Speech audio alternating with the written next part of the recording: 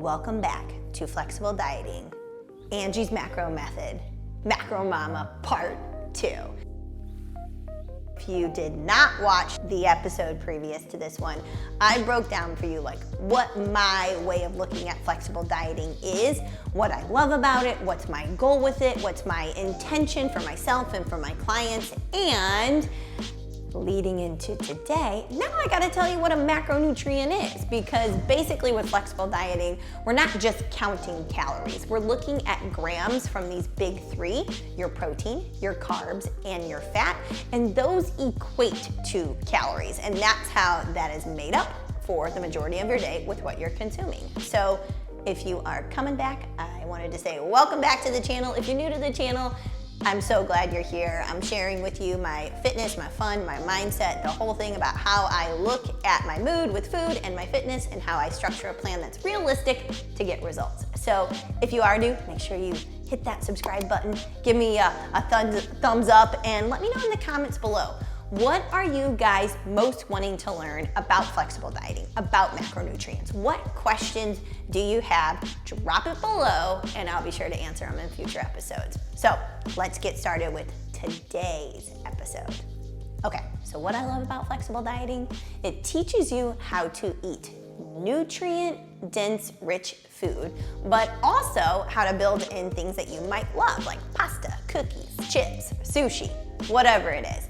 And so it keeps you mindful with having what I call sustenance foods, and then it shows you how to create that structure and be flexible to have, quote unquote, maybe more high calorie processed foods. I like to call them enjoyment foods. And so that's what I love about flexible dieting. So how does it work? Like, how are your calories made up in a day? So the word macronutrient, that is what we're looking at when we do flexible dieting. We're looking at the three big macronutrients. There's protein, carbohydrates, and fat. And so all of those equate to calories. And so that's how we make up most of your calories in the day. Macro, meaning bulk or large. So a large amount of what you're consuming in a day are those three nutrients, and then that makes up most of our calories for each day. You also get some calories from micronutrients, which you probably have heard are like your veggies, your fruits, and micros are filled with a lot of vitamins and minerals. They just don't make up as many calories as the big ones, your protein, carbs, and your fats. So if you're looking at a label, for example, let's just take, what would have all three? Let's actually take peanut butter, so any kind of nut butter, and you look at the back of the label, and then you look next to the protein, and maybe it says 6 grams per serving, and maybe the fat says 10 grams, and the carbs says 8 grams. Those grams equate to calories. So each nutrient, so protein, 1 gram is worth 4 calories. Carbs, 1 gram is worth 4 calories. Fat, 1 gram is worth 9 calories. So actually double the amount that a protein or carb is worth. So if you went and did the math on that label and you multiplied the fat grams on there by 9, the carbs by 4, and the protein by 4, you would get the calorie amount on the label. And so that's where labels are coming up with the calorie information. And so if you went and you did that, you'd be like, oh, okay, this makes sense.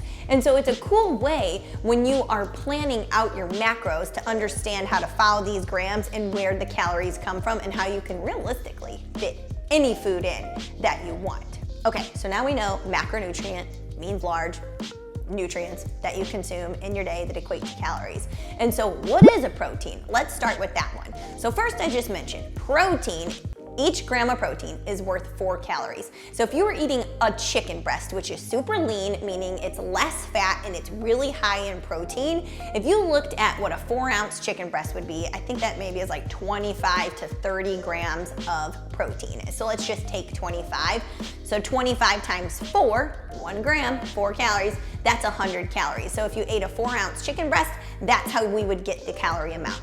But why do we want to eat protein? What are some examples of protein? So the main reason, if we're gonna talk health and fitness right now, the reason why we want to have protein dialed in is, especially if you are trying to build muscle or drop body fat, you need a certain amount coming through in your diet. You have to consume essential proteins in order to signal to your body that you have enough of the amino acids, that's what protein breaks down to, coming through by consumption to tell your body not to lose muscle, but to lose body fat if you're in a fat loss phase. If you're trying to build muscle, you also want those amino acids from protein coming in and being readily available to help you build more muscle tissue and to help you repair muscle tissue after a hard workout. So the main reason we want protein dialed in when we're looking at macronutrients is because of holding on to muscle mass and building muscle mass, but it also is the #1 nutrient you will consume in your diet that is going to keep you full.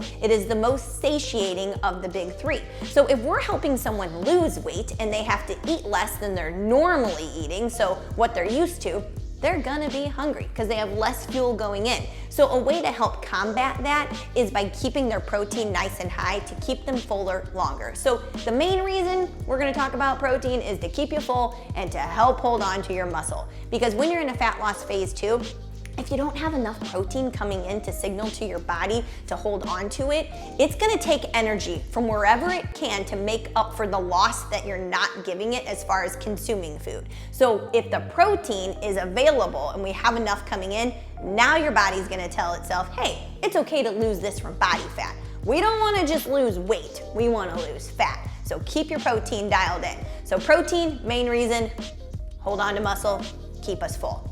Okay. How about carbohydrates? What are their goal? Should we be scared of carbohydrates? Should we go low carb, no carb? No.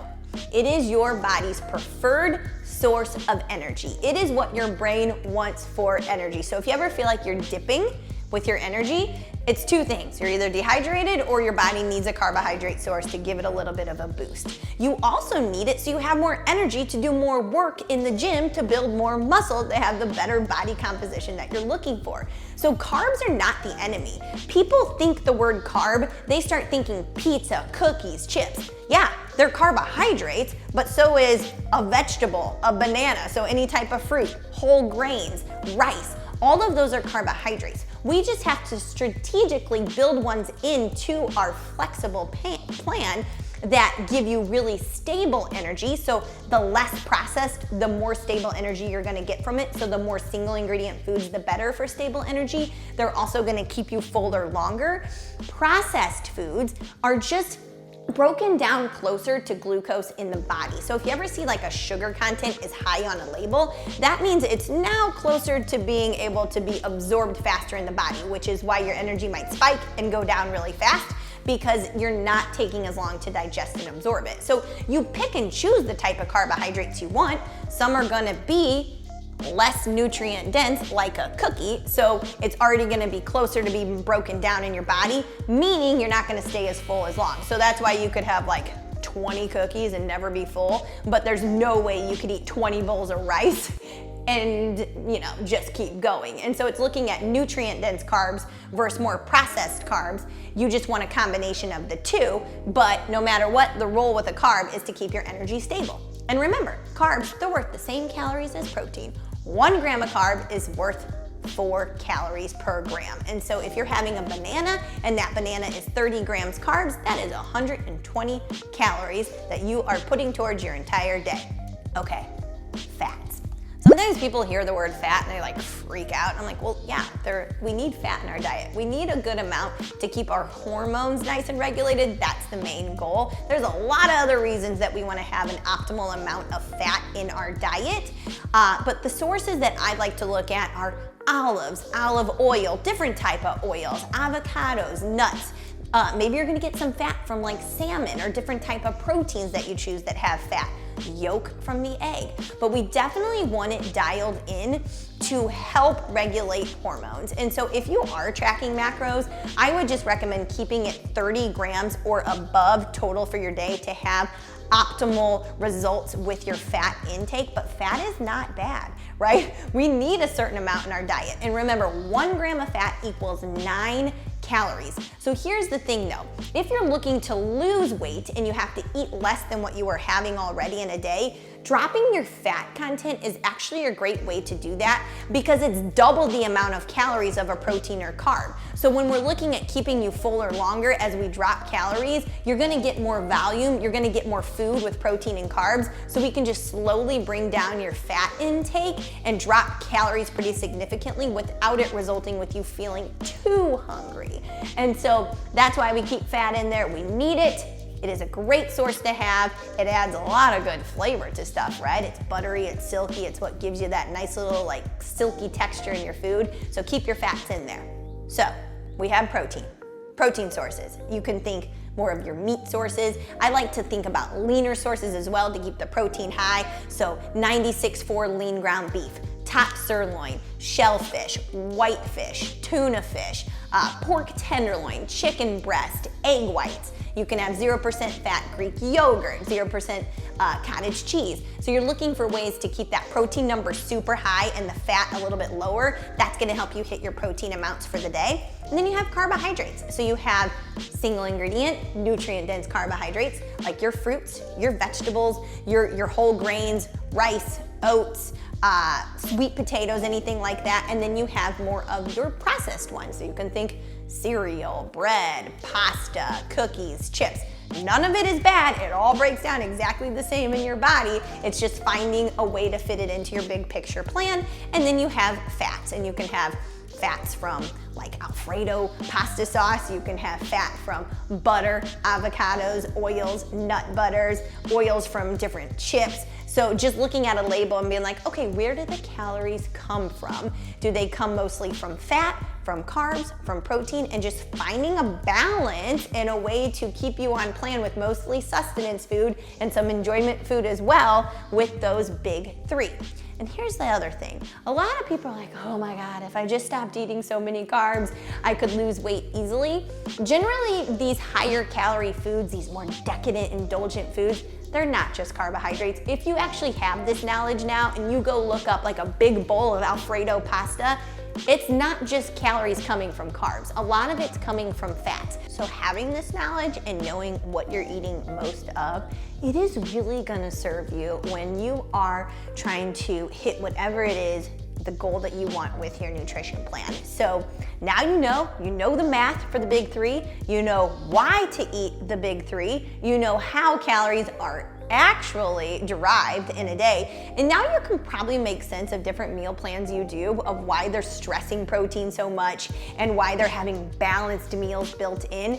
They're telling you a ratio of the big three to eat, but now you understand the whys and the hows. So if you ever do go do a meal plan again and you're like, I do not want to yo-yo this time, well, now you actually understand the whys and the hows behind it. You aren't just following a paint by numbers plan, you understand the big picture with it. So that is episode number 2 for flexible dieting. What is a macronutrient? So on the third segment, I'm gonna actually show you how to look at it in a tracking app like MyFitnessPal or Lose It, and how to understand it big picture. And then hopefully you can pick and choose your numbers and you can figure out what's gonna work best for you. And I'll tell you like the way that I would start out, maybe picking and choosing my numbers for like fat loss, and then you can take it from there. So if you like today's episode, if you feel like you learned something, let me know in the comments, give the episode a like, and I can't wait for you to catch